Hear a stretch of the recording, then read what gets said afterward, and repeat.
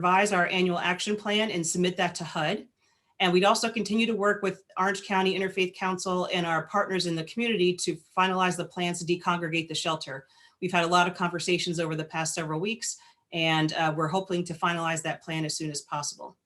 And provision of these funds would allow us to be able to be responsive quickly when we're ready to actually make that transition.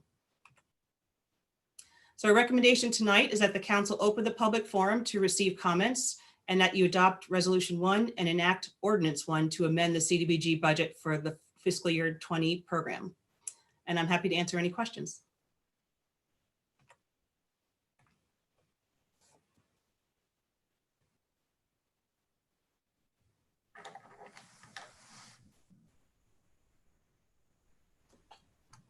Warren, you take the presentation off the screen. Thank you. Yeah, Jess, and then Alan and Karen and Hangbin. Thank you, Lauren, for that presentation. Could you just give some information? I guess I'm a little confused about why folks are not. We have a place for folks to go, and so I'm wondering why folks who are experiencing homelessness or who are in the shelter are not already in the hotel, because I'm assuming that these expenses can be reimbursed. So we could get them out, and then, you know, with existing funding at the county level, you know, and then get that reimbursed. So I guess I'm confused why they're still where they are. Sorry, I feel like I'm rambling, but that's my question. No, I understand your question. May I ask Mr. Jones to jump in as well, but we have been having these conversations for several weeks, and the Orange County EOC has been taking the lead on the process. And there have been some conversations about whether to move just residents who are considered high risk, or if we should move all of the residents from the shelter. And I think we have recently come to the conclusion, or the Orange County EOC has agreed to move the full shelter, or is finalizing those plans, and are trying to get the funding together to make that happen as they move forward. So I'll ask Mr. Jones maybe to jump in if it's some additional insight. Yeah, I checked in with the Orange today. They are moving quickly to try to get contracts in place with the hotel and also with food vendors. So I think we're pretty close to making this happen at this point. So they just need to finalize some logistical issues. And I think once that's done, folks will start being moved over into the hotel. Okay. So is there a time frame for when folks will get out of it? Because I mean, as we've seen in congregate settings, it's just not something that we want to delay by another minute if we don't have to. So I know that folks are working hard. I don't mean to be overly pushy about it, but I'm a little pushy. But I'm just wondering how we help encourage our partners to get rolling ASAP, because I mean, and I know that Councilmember Gu was talking about this earlier, that really, you know, nursing homes have been these hotbeds, and it's because it's congregate setting. It's not, you know, and of course, those are people who are way more susceptible. These are also folks that are very susceptible. And I know I'm not telling you anything you don't know, but I'm just wondering how we really get things moving. Because I mean, it has been weeks, and we need to get them out of there. Yeah, I think there is absolutely a sense of urgency. I agree with you that every day that goes by is a concern for us. But I do believe that we're getting pretty close to getting this done and getting folks moved. And we'll certainly provide updates to you and to the public as that happens. That would be great. I'd appreciate that. Thank you. Sure, absolutely. Alan? Sorry, I just took a second there to unmute myself. So I have two questions. My first one is, I'm just curious with this question, really with both questions. But first, aside from the temporary housing assistance, are there other activities that could be considered public service activities for purposes of using CDBG funds? Yes, definitely. So there's a list of activities, things like after school programs or counseling services. Our summer youth employment program is an example of a public service activity. So there, HUD gives us some guidance about how those funds can be used. So there are multiple uses. Got it.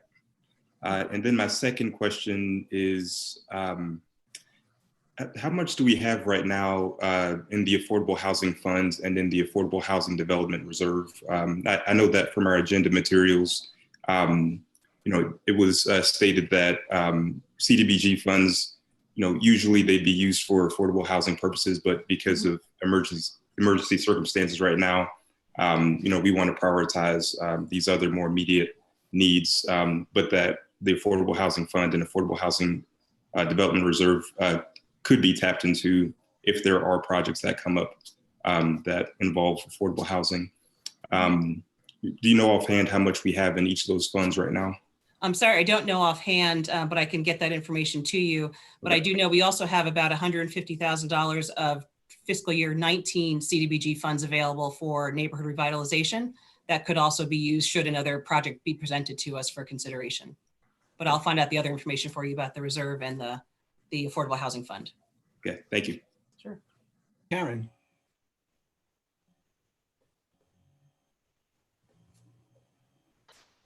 There we go. Well, my first question was the same as Jess's, and I certainly shared that sense of urgency and recognizing that there's been a lot of hard work, certainly, and commitment, but also frustration that it hasn't happened yet, because at some point it could be too late, and we certainly don't want that. And I just wanted to confirm, we are talking about moving all the residents of Community House, right? Yes. Okay. That's the plan right now. Thank you. That's and great. also in addition, some residents from Homestart as well. Some women from Homestart. Okay, great. And do we know yet how long the funding between us and the county will allow them to be in the hotel setting, and then if any thought has gone on yet? And I know we're dealing with the immediate, but sort of what happens when folks move back? And we're still going to be obviously dealing with this virus for a longer term. Are we starting to plan for what happens when they can't stay in a hotel indefinitely? So what measures are available to help with safety after that? So a couple of things. First, to the question about how long are we going to be in this situation? We don't know. You're right, but I think the original plan was to sign a contract for 30 days and extend that as needed. The funding that the town would provide for hotel expenses would be about 2 months or 2.5 months, give or take some. So that's how long, at least the funding that we're talking about this evening, would last to support those efforts.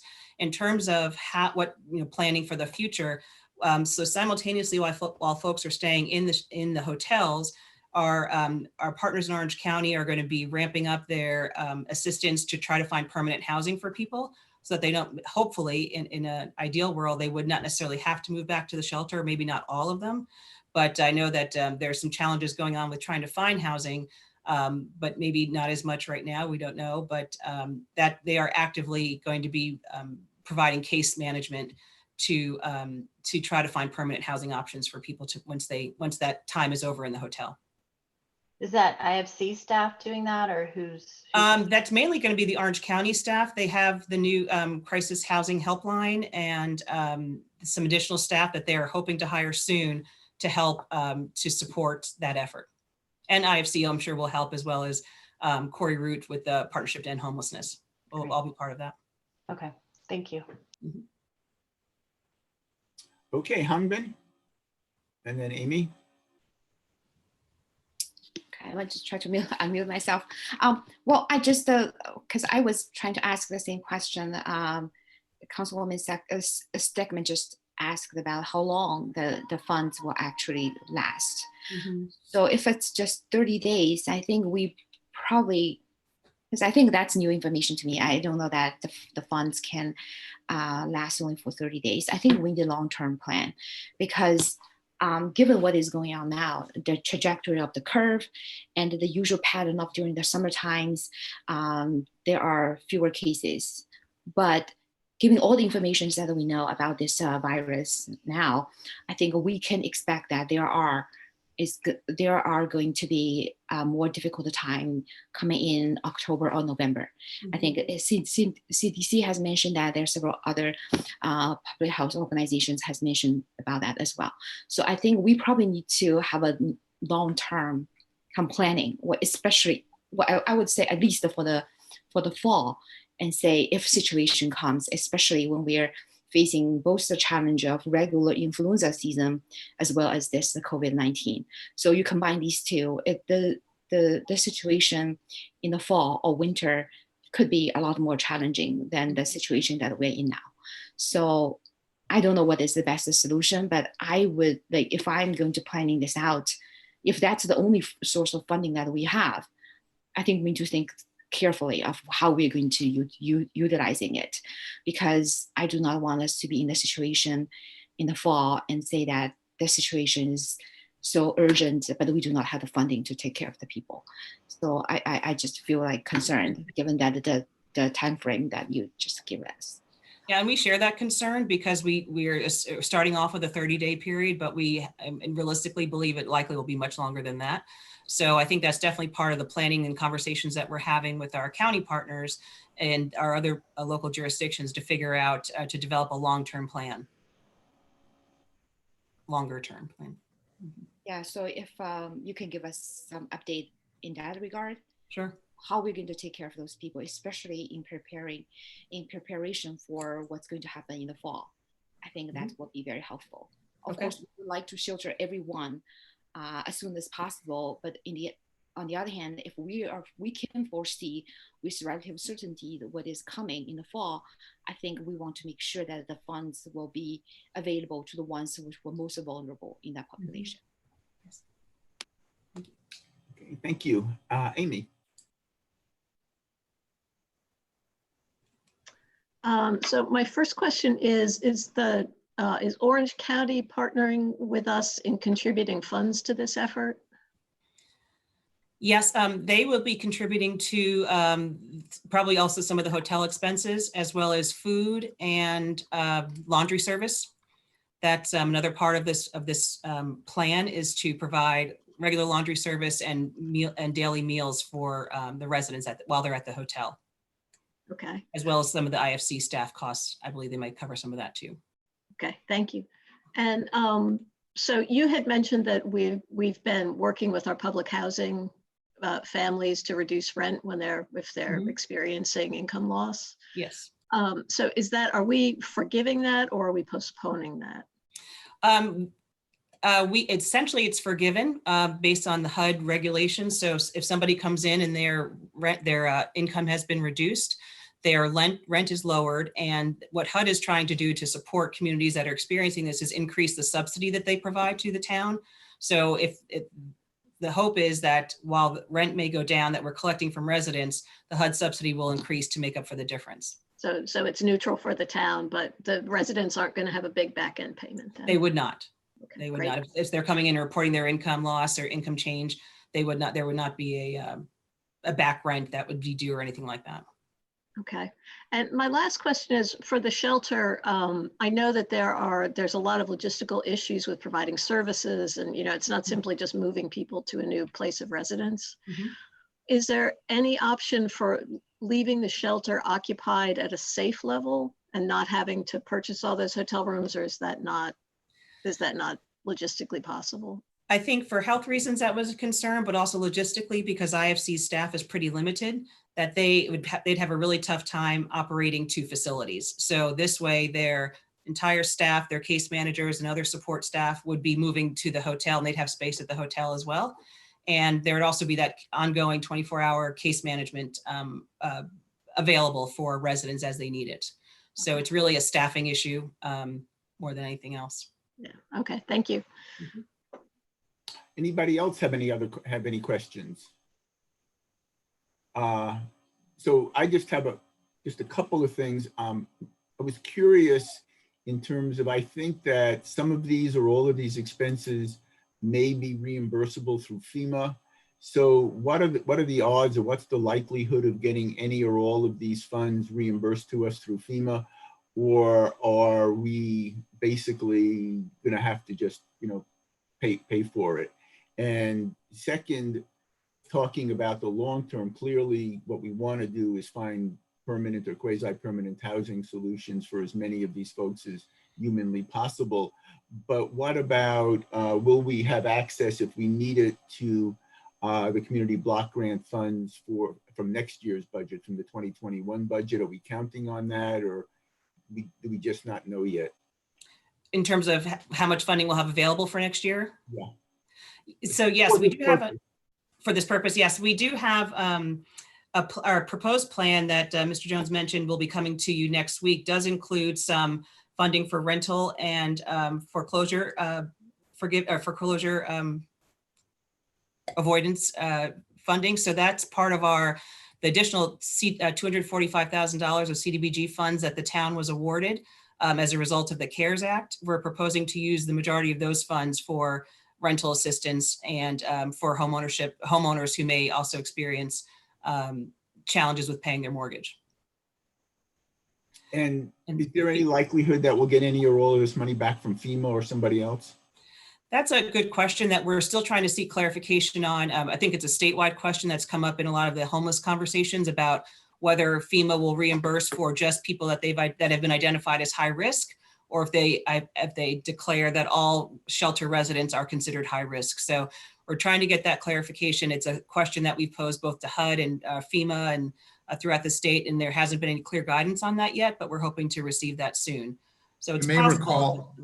You may recall a couple of weeks ago, the governor outlined what would be and would not necessarily, well, more of what would be reimbursable. And one of the things that was clear was that folks who were in high risk categories, if they were housed elsewhere and municipalities were paying for that there would be an opportunity for reimbursement. I think it was 75% from FEMA and 25% from the state. And then he also did mention that if folks were in situations in which social distancing or physical distancing was limited or impossible, that might also be reimbursable. So that's where the caveat is, and the question still remains. So we are trying to get those answers as we move forward. Great, thank you. Sure. Okay, well, the last point I would make is, one that my colleagues have made, that, tempus fugit, we really do need to move these folks as soon as we possibly can. And I know that, these things aren't easy, and dealing with multiple jurisdictions only complicates things. But please, please, please try to move these folks because if it goes bad, it will go bad very quickly. So thank you. And thank you, Lauren, and thank your entire staff for all the work I know you've been doing with not just this aspect, but as you talked about the rent, helping out our folks in our public neighborhoods and all of the other work. So again, so many of you folks on staff are doing so much for the least among us in our community. So we really all appreciate it. Thank you. Thank you. Do we have any since this is ostensibly a public hearing, I don't see any folks from the public signed up to speak. Am I missing anything, or?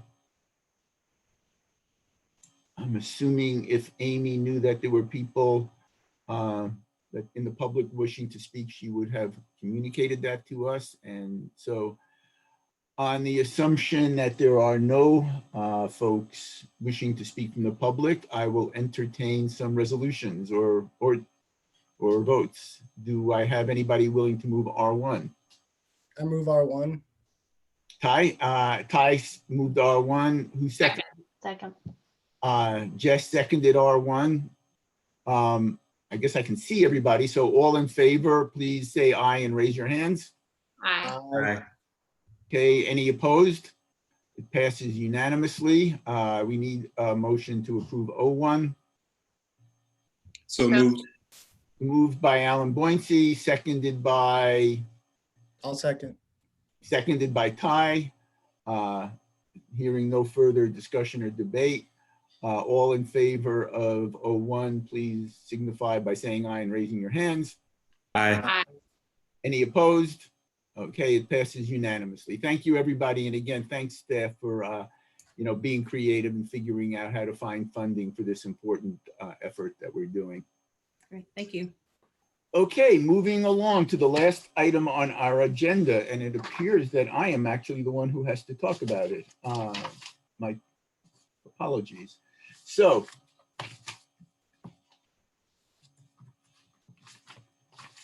thank you. And this will be a joint presentation between me and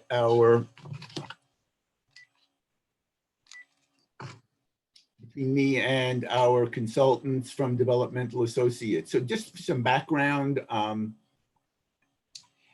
As we all know and regret, Ralph Carpenos will be retiring. I had tried to tell Ralph that he couldn't leave the council till I left the council, but I couldn't make that sale. So Ralph is going to be retiring. We are we need to recruit a new town attorney.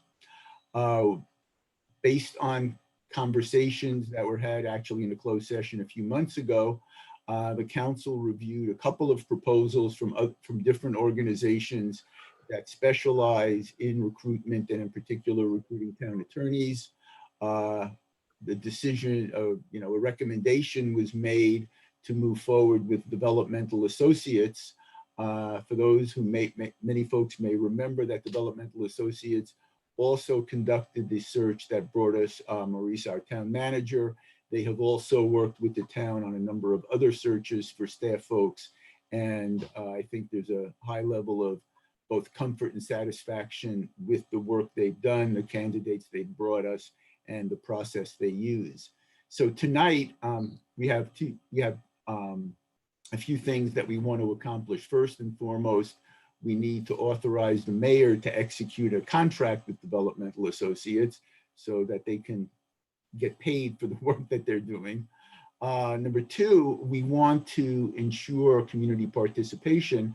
And in that regard, we intend, as we did with the town manager search, to have community residents, somewhere between 3 and 5, be involved in the assessment center that we will be conducting. And Heather and Steve will explain what the assessment center is in a few moments. But we do want to approve a process by which we can start recruiting to have town residents provide their viewpoints and their input in our assessment center. And those are two things that we would like to deal with this evening. We also would like to have a committee of 3 council members to review the applications and make recommendations to the full council on who those 3 to 5 community members would be. And so the mayor will be soliciting interest from folks as to which of our council members would like to serve on that committee. And mayor will bring back a recommendation for our meeting this coming Wednesday as to who those 3 council members who are willing to serve and will serve on that committee. So those are the things we're dealing with tonight. Now I'd like to turn it over to Steve Strauss and Heather Lee to talk a bit, to give us an overview of how they will be approaching our town attorney selection process. So with that, I'll turn it over to Steve and Heather. Thank you, Mayor Pro Tem Parker, and hello, council members and staff and any citizens that are attending. My name is Heather Lee, and I am partners with Steve Strauss, and we're going to tag team this evening to go through the presentation. We have 6 steps that we want to take you through, and we'll do it at a high level and briefly, but we think it's important that you understand that we do things a little differently than some other executive hiring firms. We do want to make sure that we get involvement from obviously both the council, but and the community in helping us understand this position, understand the challenges facing the position in the community as it relates to the job of town attorney, and helping us develop tools. I want to talk briefly about the multiple methods to recruit the candidates that we're using. I want to make sure that you know how we identify the candidates who meet minimum and preferred requirements and present those to council. I want you to know how we evaluate their experience and get evidence from them about what they say about themselves on paper, or in this case, online. Then Steve will talk about how we actually evaluate their skills and what the next steps are in terms of selecting your final candidate. So the groundwork for all of what we do is based on something called a job analysis and making sure we understand the position, the community, and the organization. Without understanding those three things, then we're missing something crucial that's important about how do we select the right person for this position. And Ralph has served for a very long time. And so we want to make sure that any changes that have occurred during Ralph's tenure are captured at this point. This is an opportunity now for the town to make sure they know what Ralph is doing, how his job's evolved since he first started, and what is needed going into the future. To that end, we have conducted some interviews with staff. We'll be surveying the council and the community in order to create the evaluation tools that I'm about to discuss with you. So we've crafted an ad based on input about the position, and we've posted it in multiple places. And when we post an ad, we really believe in posting broadly. And we want to make sure that we post it in general management locations that cater the public sector, like the North Carolina League of Municipalities, but also professional trade associations, such as the North Carolina Bar, the North Carolina Association of Municipal Attorneys, and then also targeted places to make sure we increase diversity for people of color and women who also are members of the bar. Then we use a global job site, which I'll talk about in a moment when we talk about the application portal, called governmentjobs.com, that has millions of applicants in it. We also have somebody who's working with us who is himself an attorney who is doing targeted contact. So we reach out to people for past jobs where we've been helped in recruiting, but also people that we know who maybe we haven't helped recruit, but might think that they would have an interest in this opportunity because it's such a wonderful community. And then of course we use listservs. So the portal we use for applications is called NeoGov. It happens to be the same portal that the town of Chapel Hill uses. And the reason we use this is because it almost exclusively caters to the public sector. It's has over 6,000 municipal and local government customers. We're one of the few consulting firms that is able to do this. And there are over 14 million candidate profiles out there. So the minute that the job goes live, people are able, who have signed up for notifications, are able to see the posting and indicate interest in it. One of the most important things that we do is we believe in apples to apples comparisons. So you all have looked at resumes, you know that no two resumes are created equal. So if I have two resumes side by side, you might even think about your own resumes with regard to what I'm about to say. One resume may just list job duties as though it were a job description. Another resume may list accomplishments and outcomes and results. Some resumes will talk about the scope of their office, how many people they supervise, what levels of professionalism. Are they attorneys? Are they paralegals? Are they administrative staff? Others may talk about the size of the community. And then most people don't say any of those things. And yet everything I just listed is important in evaluating a candidate's minimum and preferred qualifications. And so we're able to set metrics up in this automated portal that really provide a lot of save time but also accuracy in terms of making sure that the applicants that get presented to the council are truly the ones that meet the minimum and the preferred qualifications that they identify. And that allows us to move on to advanced screening and not spend time with people who don't meet the minimum qualifications. So after we've recruited these applicants and we've got a good number of applicants who've applied, what we find is that we have to then share them with the council. And in order to evaluate whether they've met minimum preferred qualifications, we don't just trust their applications and we don't just trust their resumes. I'm assuming most of you are sitting. People may not be surprised that not everybody tells the truth when they apply for a job, nor do they tell the truth on their resume. And so what we do is we use supplemental questions that asks specific questions tailored to Chapel Hill's minimum and preferred qualifications. Because what we find is that not all applicants answer the questions that we need to have answered to determine whether they actually are qualified. So then we provide counsel a matrix of these candidates with a percentage and rank them on how well did they meet the qualifications. So this is not what our firm is evaluating. Basically, the candidates are sort of evaluating themselves by answering these questions, and we just take their data and rank it for counsel. And then they review the information that we share with them, and they alone decide who to invite to the next level of screening.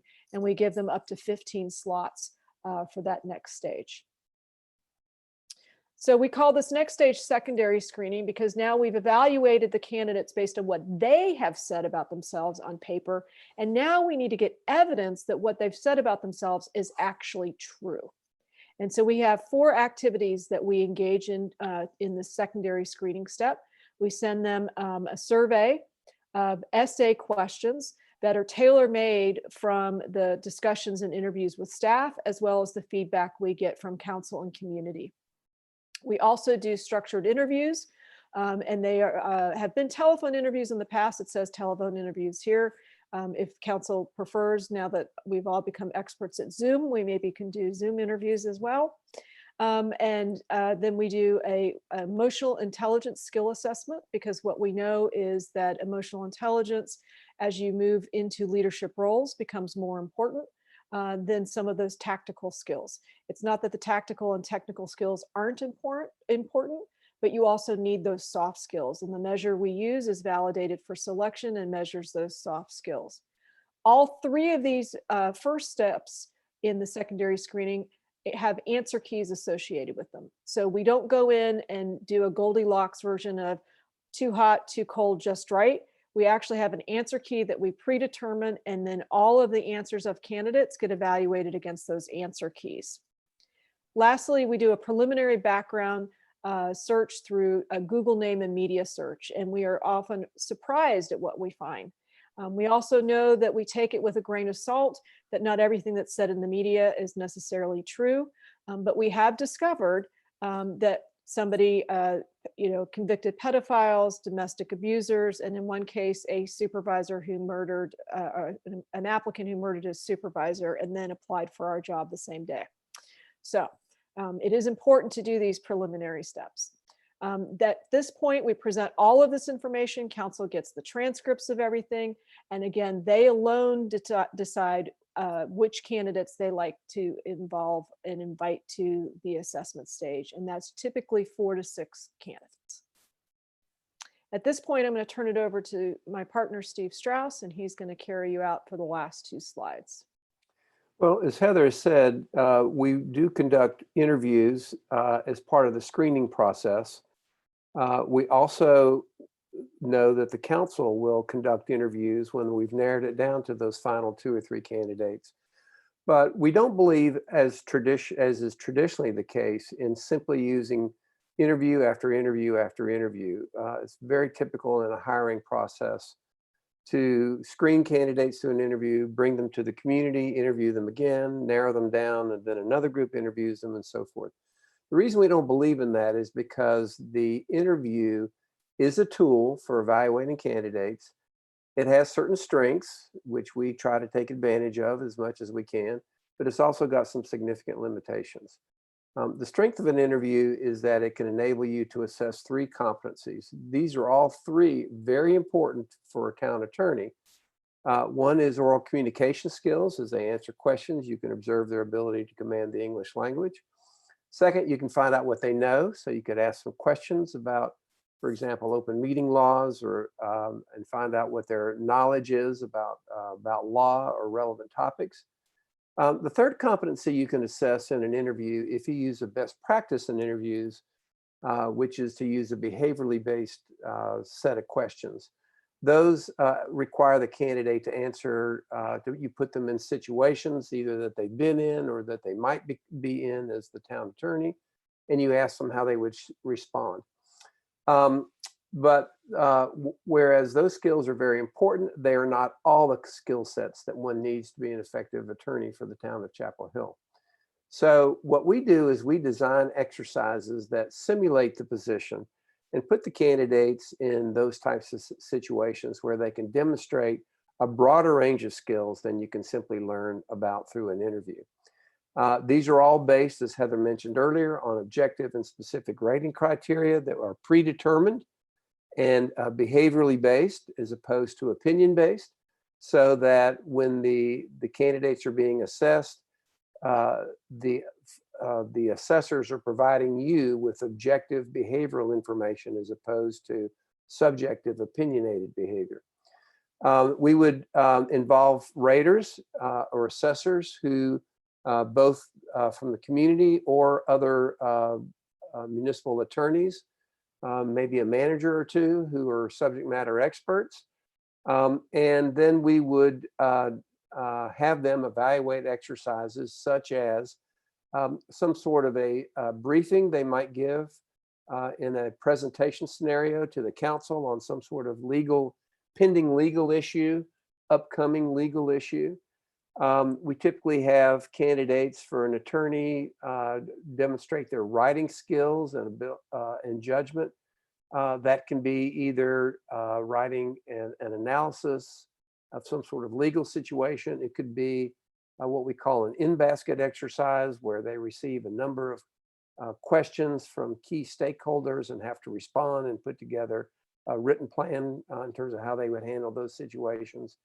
It can also involve something that particularly focuses on emotional intelligence, such as some sort of interactive exercise where they may be dealing with a council member who has a legal question, dealing with a department director who has a legal issue, or simply just managing staff, although they don't have attorney does not have a large staff at this point, but still they need to have those skills.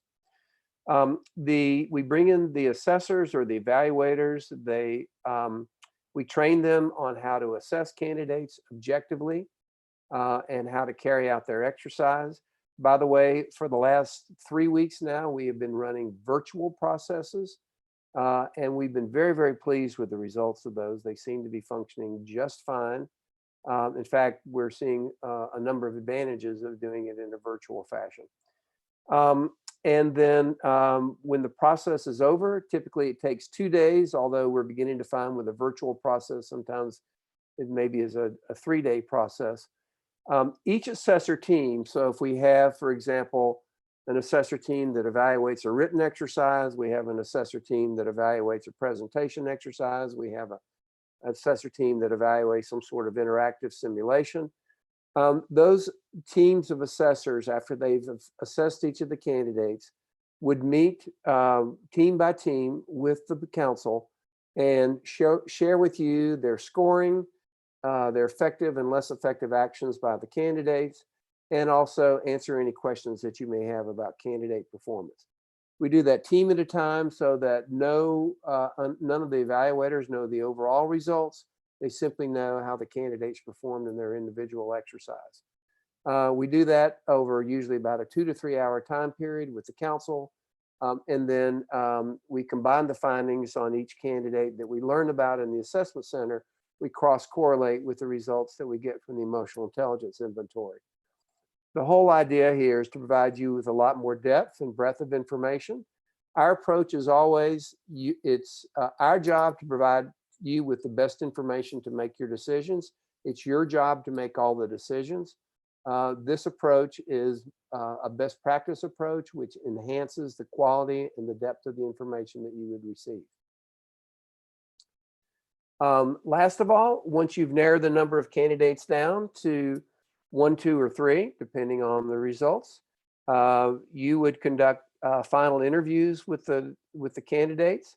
When you conduct those interviews, your agenda does not necessarily need to be to validate that they have the competencies necessary for the job. That's already been determined for you. That doesn't mean you can't ask questions to further assess, for example, the depth of their knowledge. But the key issue, I think, at that point is how they would fit with the council.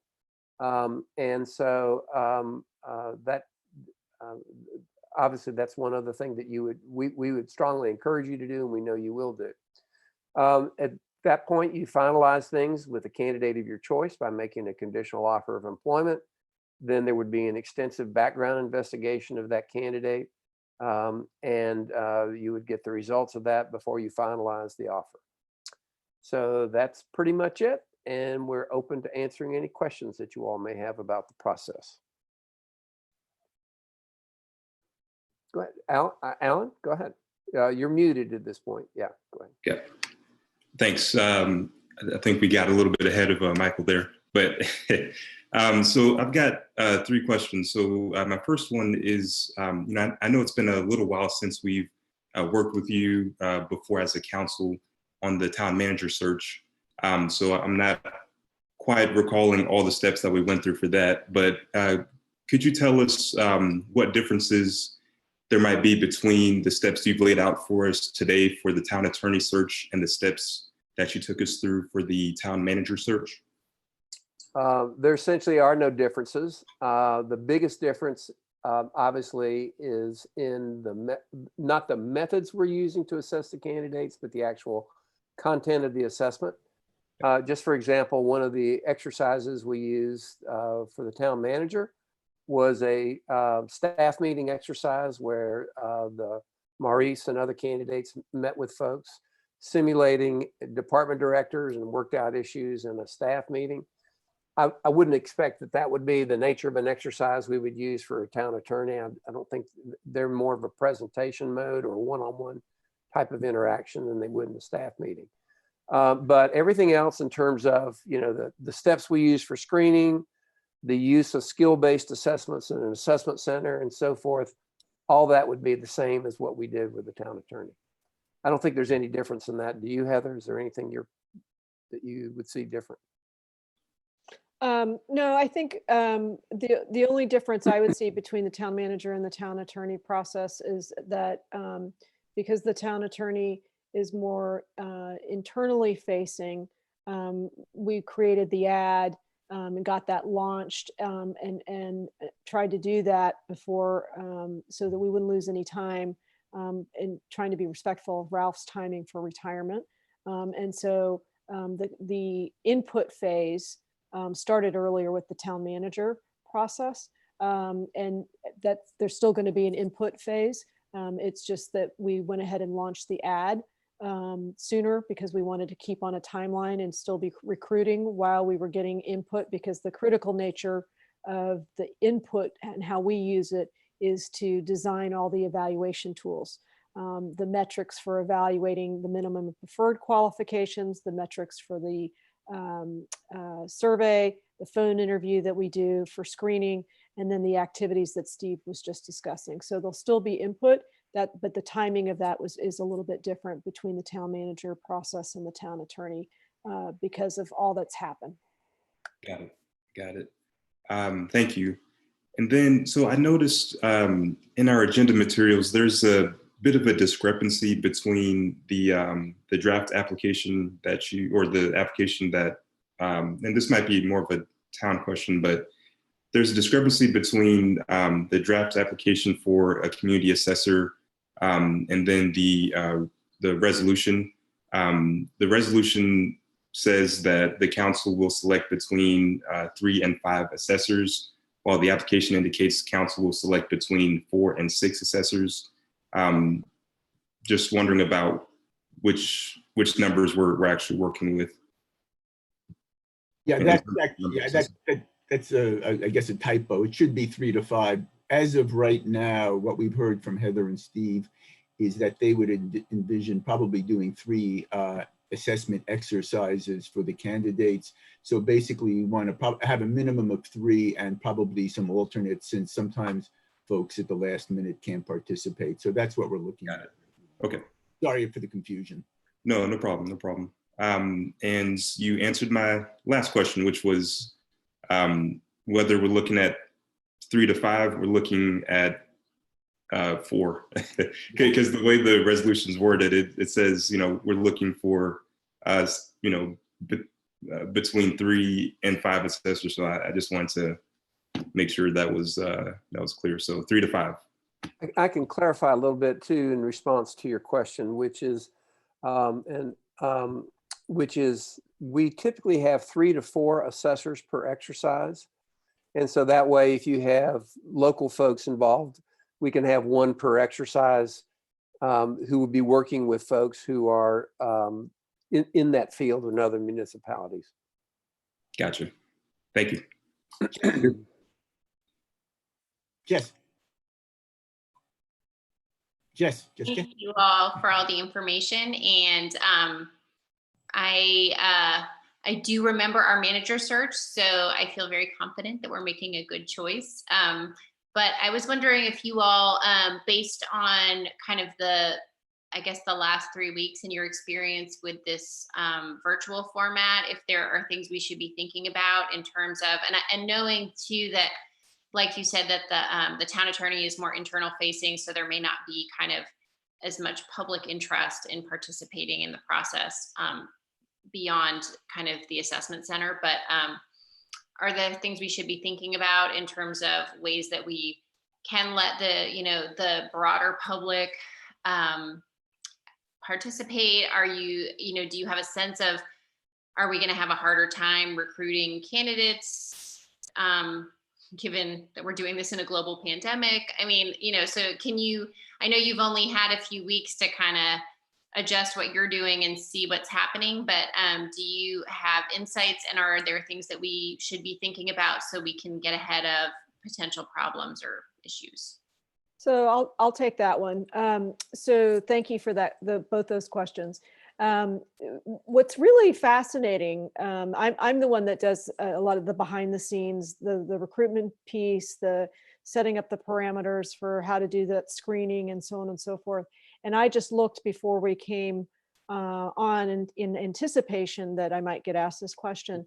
And we have had 720 views of the posting online, which is extraordinary. And we are seeing an uptick in views. We've had several processes since this has started that have closed, this being the pandemic.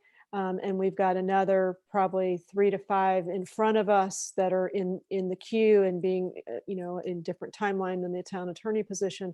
But we're seeing an elevation in the number of views of the ads.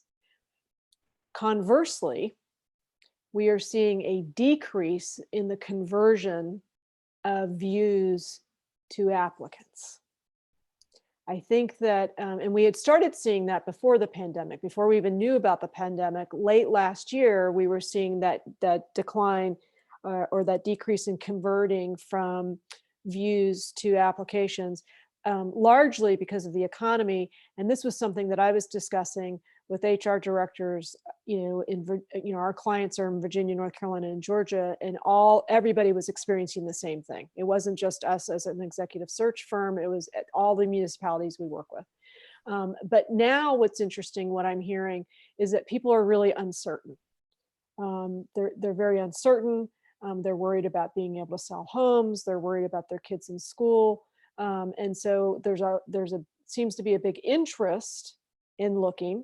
But my guess is that the conversion is it's going to be, applicants are really serious about the community, very, very serious about the job. And so I would set your expectations lower in terms of the quantity of applicants. I've looked at them. I think there's good quality of applicants so far. It doesn't close for another week or so. And if we need to extend it, we have that opportunity to do that without impacting our schedule. And I've been contacted by several applicants, and we've reached out to several applicants who I'm very excited about, who have not submitted their applications yet. So there's typically a flurry in the last 7 to 10 days of any application period. And I'll be reaching out to them again in the next couple of days saying, hey, you told me you were going to apply. We'd like to see you do that. So I think that was the answer to your first or your second question, Jess. In terms of reaching out to people right now, obviously, we're doing this, but I would appeal to anybody who's listening or watching that you'll have the opportunity to complete a survey. Both the council will have a council specific survey, but the public will have a survey as well.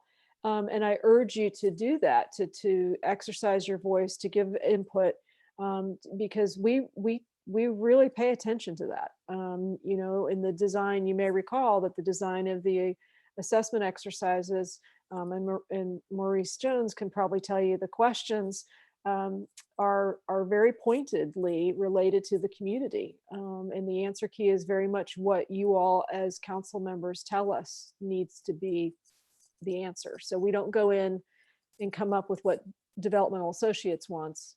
We advise you if we think you're going down a road that may not give you the best candidate, but we put in what you want as the criteria.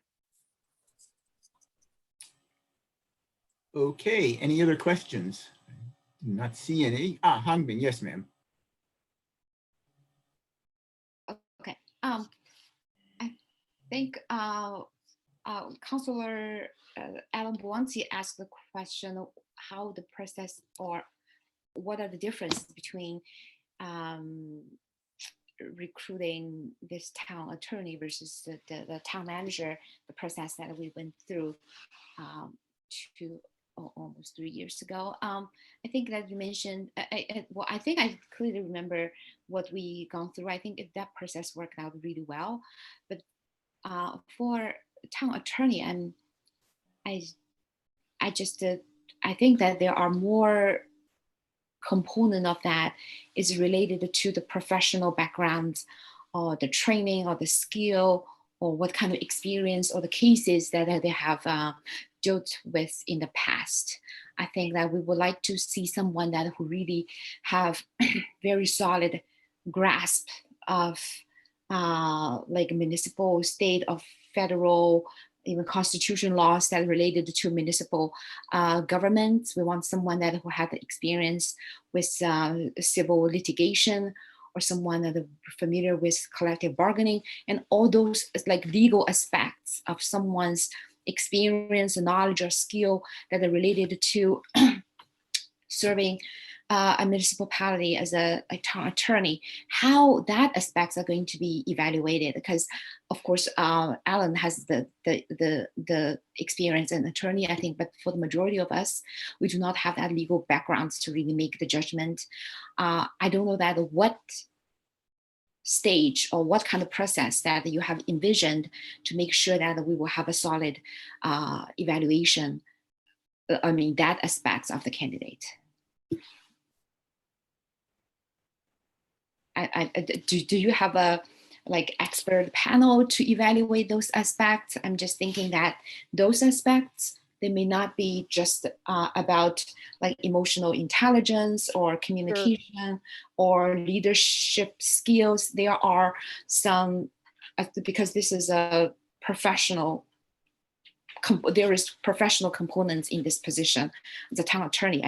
I'm wondering that in your process that you just described to us, which part of it that will help us to have a solid evaluation of that, the legal talent, skill, or knowledge, that components. I will handle that. Yeah. Start the answer on that one.